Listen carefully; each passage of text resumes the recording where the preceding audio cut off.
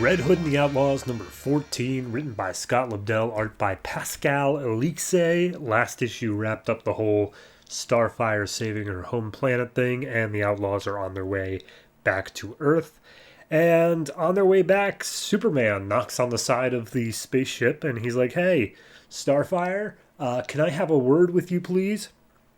And we get a whole long rambling monologue from Red Hood of like, I don't trust Superman, he's too strong, I don't want to deal with that. So at that point everyone's like, okay, well, we don't really want to deal with Superman because he could easily probably kill us. And her crew is like, I could just vaporize him if you want. And Starfire's like, no, you can't, you literally cannot do that. And Isabel, Jason's date for the night, chimes up like, maybe we just talk to him? And they're just like, yeah, okay, sure, Isabel, whatever. And one member of the crew says, we're like rounding Pluto right now. We could just teleport you back to Earth. Like, we're within range. So Starfire's like, yeah, sure, let's do that. So they teleport out, and Superman realizes that they teleported out because they can literally he can hear all of them. So they teleport back down to Earth, and Red Hood immediately has his guns out. He's like, all right, he's going to be showing up here in no time. And Starfire and Arsenal are like, psh, he would have to move at like the speed of light to get here. And plus, he has no idea where on Earth we even would teleport to. We're fine. By the way, they teleported to Starfire's like secret island thing. So it's like, yeah, no, we're fine. And then, of course, Superman is literally right there in front of him.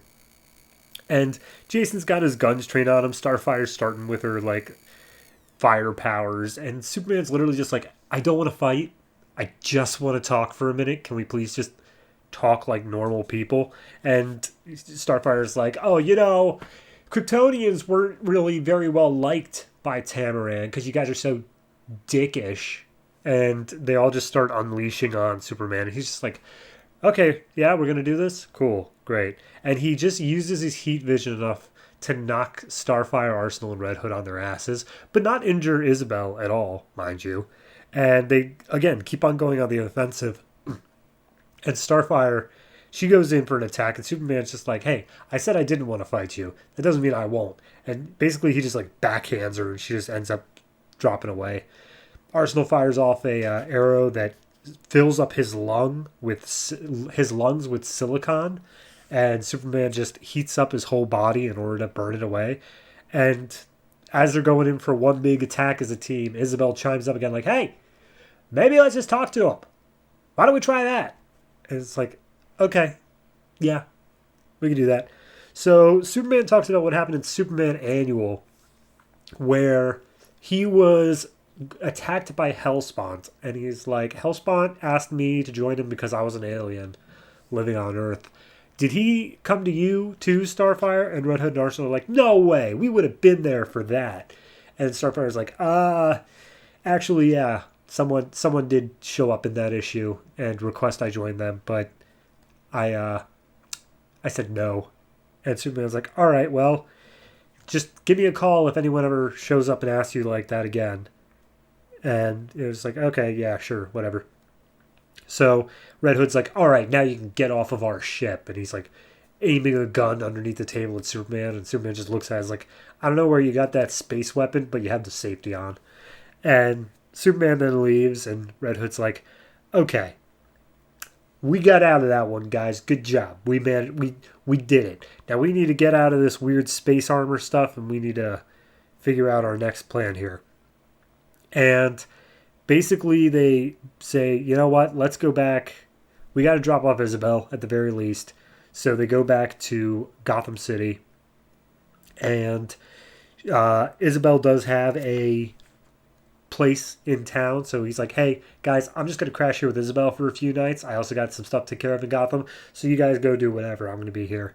So they go back to Isabel's place. It's a little bit run down because she doesn't stay in it very much, but they start making out. They, of course, do what they do. And as Jason is in the shower afterwards, he calls out to Isabel to get him a towel, and she's not answering. So he immediately rips the shower rod out of the wall, walks out into the main room, and sees that Isabel has, like, OD'd on something.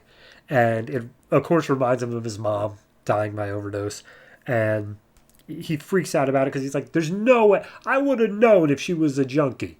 I'm very good at sensing that stuff." But we see that the paramedics have already been called, but so has a SWAT team who's right outside the door. And there's a weatherman on TV who's literally talking directly to Jason. And he's like, "Oh, don't worry, I called the EMTs, but you're going to have some bigger problems." And it's like, "Who are you? Why did you do this to you? Or why did you do this to her?" And it's like, "Oh, why? Because..." And he rips off his fake face to reveal his real face. It's Joker doing the death of the family tie-in. And the SWAT team busts in and sees, her seemingly dead, though I'm sure she'll survive. I like the Superman stuff in the fact of it just being a nice little clearly it just shows the tier dynamics of books where it's like Superman is in no way in danger from these guys. Like, this is definitely a street level team that just happened to go on a cosmic adventure. But they're still literally no match for Superman, and they know it. They don't have any. They're just like, Superman could literally blink and we'd all be dead. But it's just a nice little story of that. As for the death of the family stuff, we'll see how it turns out next issue. It doesn't excite me. It's not an exciting twist. I think it's set up pretty well. The shower thing, storytelling-wise and art-wise, I think that worked out really well because it is just like a full page of silence as he's grabbing the shower rod and it like snaps off. I think art-wise this issue does well. I think Pascal Elise does a fine job here. Other than that, it's just an okay issue. It's pretty good. I'll give it like a 7. I think 7's fair. It's a low 7. It's just barely scraping to 7, but it does feel like, it wasn't anything bad. It was just a fine issue throughout. So we'll see how Death of the Family ruins that.